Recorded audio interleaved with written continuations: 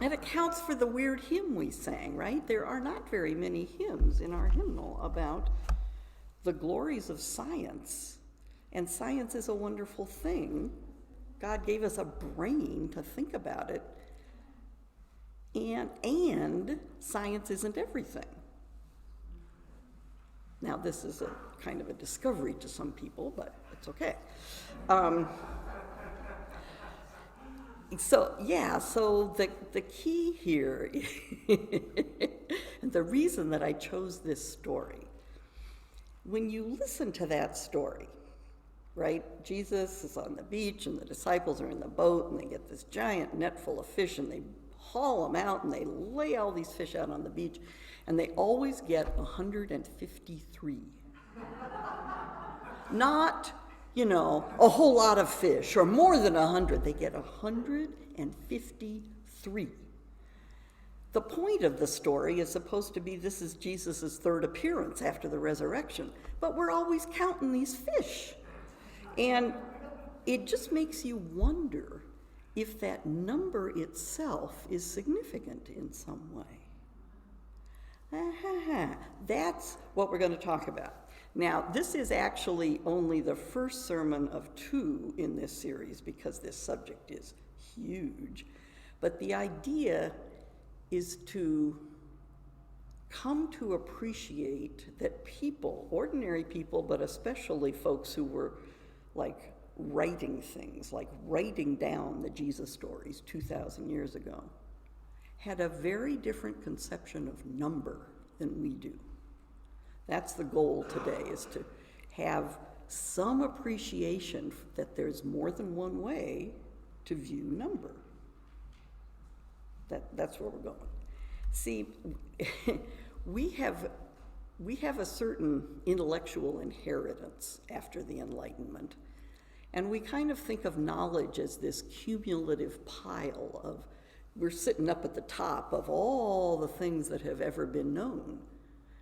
But in fact, what we're sitting on top of is the pile of things that people remember that have been known to humans.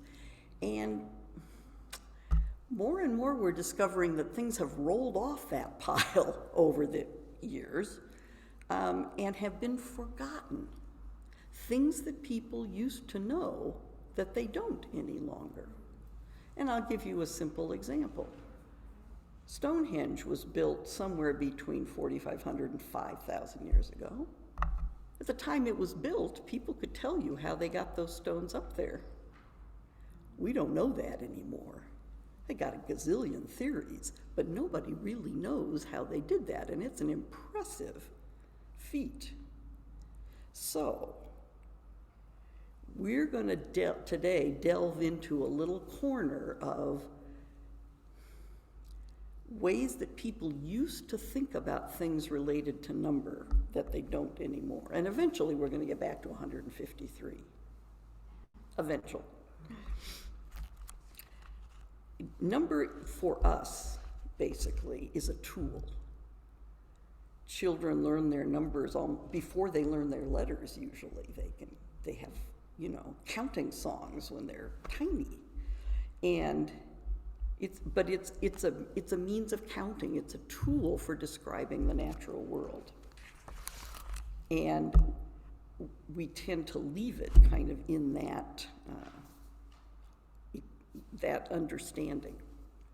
There was a time when number, and by number I mean all things related to arithmetic and geometry and mathematics.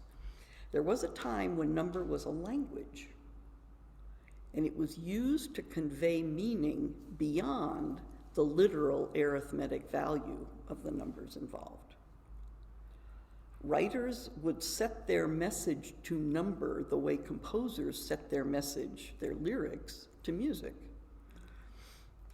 So if we want to understand the message that they were trying to convey, we have to go back and understand how this language works that ascribes meaning to numbers.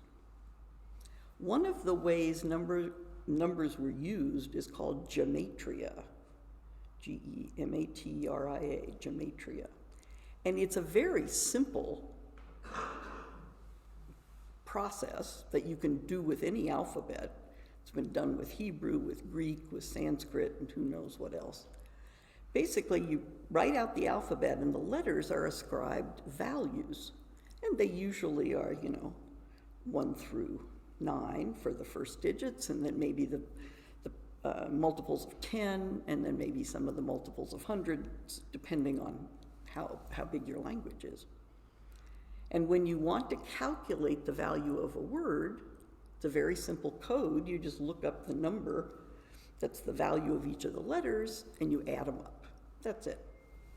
It's kind of a game. You could play that with kids. But you quickly discover that there's more to this than just that simple process. And here's an example.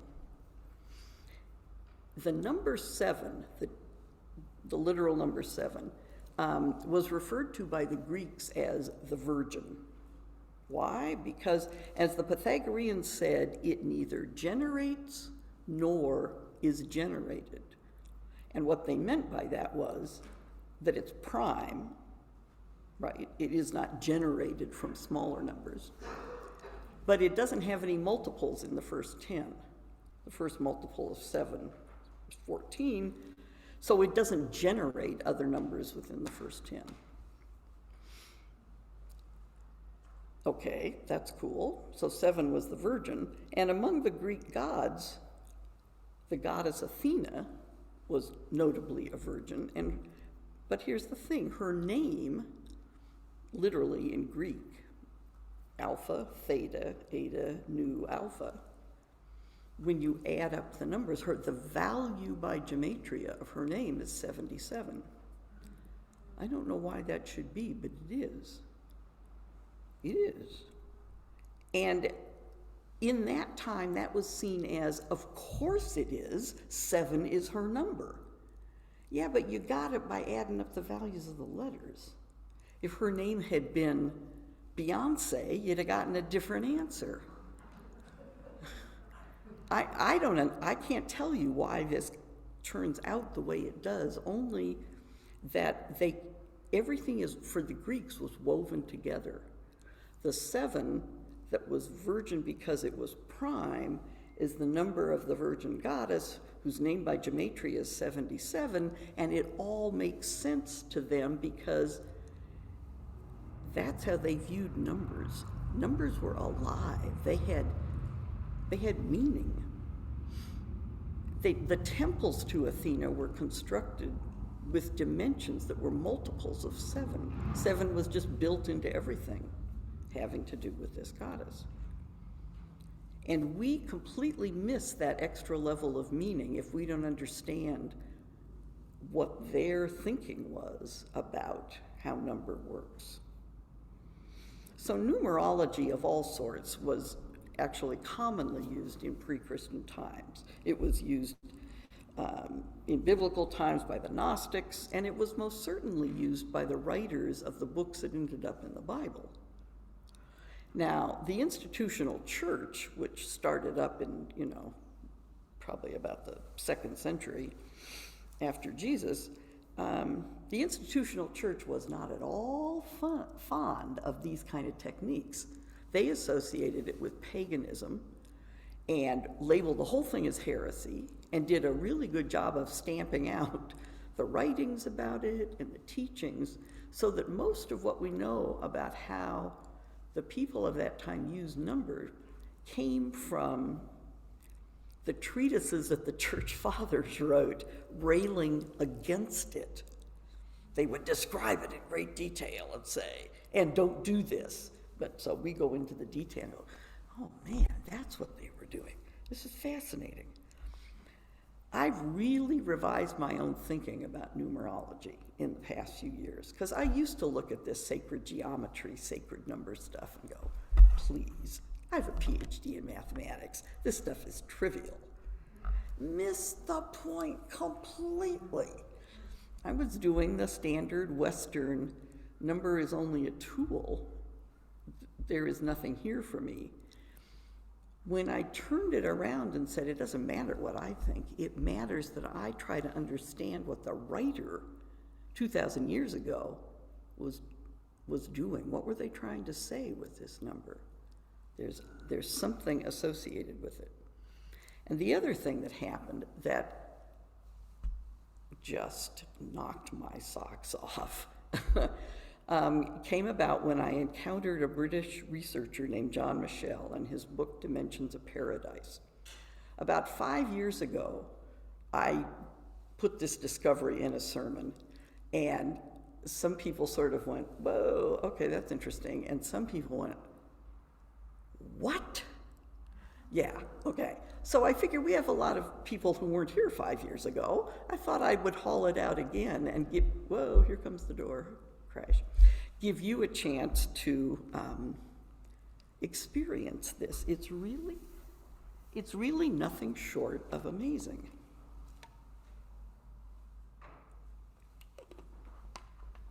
Okay, do not wig out at the formulas. You don't need the formulas. Just the picture. Okay, just the picture. It's a circle inside of a square, right? Pretty straightforward. And they touch at 4 points. This is not a big deal. But it was actually a big deal to the Greeks when they figured this out, because, oh, look, here's my easel. Look at the relationship between the perimeters of the circle and the square. If the diameter of the circle is 1, then the perimeter of the square is 4, right? You got 4 sides around the square. Do you remember the formula for the circumference of a circle in terms of the diameter? A little formula, okay. It's pi times the diameter.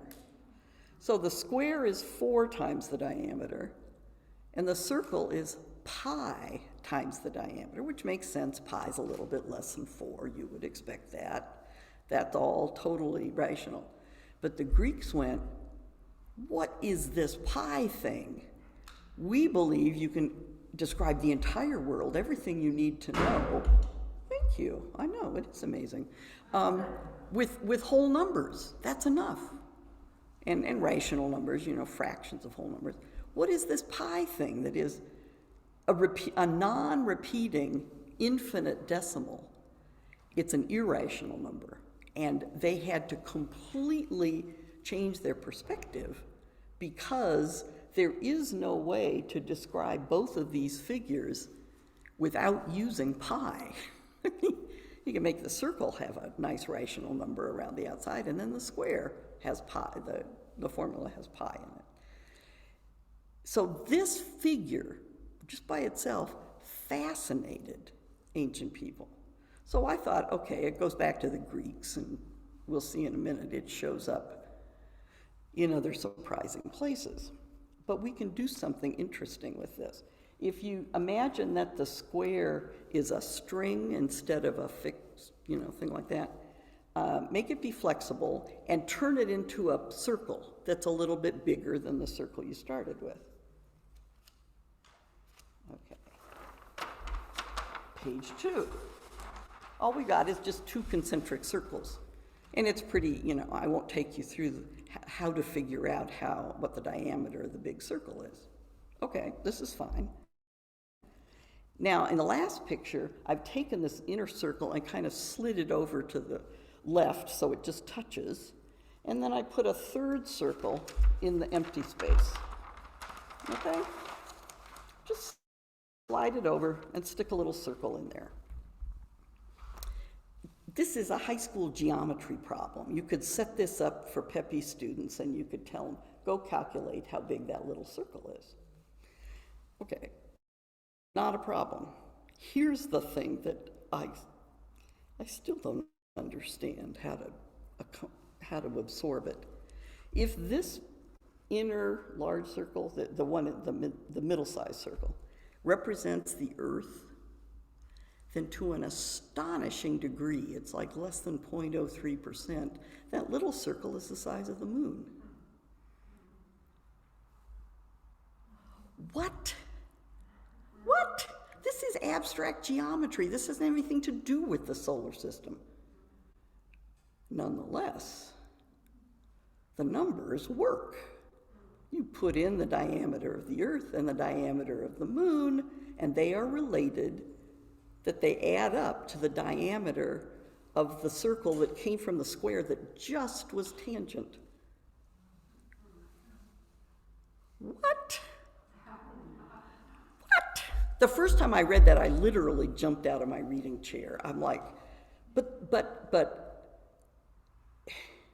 So again, it doesn't matter what I think about it. It matters how the ancients viewed this phenomenon. First of all, the astonishing thing is they knew all about this. Thousands of years ago, they knew how big the Earth was and how big the Moon was, and that this diagram showed that the Earth and the Moon fit this piece of abstract geometry. Yeah, our history books don't tell us that exactly. They make it sound like you can't figure that kind of stuff out unless you have already invented the telescope, but apparently not. Not only did they know it, but they ascribed great importance to this relationship. Because, see, to them, having nature, the Earth and the Moon, manifest this piece of abstract geometry meant that in some sense the solar system was designed and it was ideal. It behaved according to number. And then you get into this question of, where does number come from? Yeah, we didn't invent it, it just was here. I mean, it just is. And the way ancient people thought about it, it was literally of divine origin, because humans didn't create it. It didn't belong to anybody. It's not part of an ideology or a religion or a culture. It just is. 1 + 1 is 2, no matter where you are. Plato thought that number existed as an abstract object, but not in time and space. Well, if it's not in time and space, where is it, this abstract object? Well, it's somewhere else. And honestly, when you listen to philosophers talk about the origin of number, it sounds like theologians talking about God. It's something that we experience, but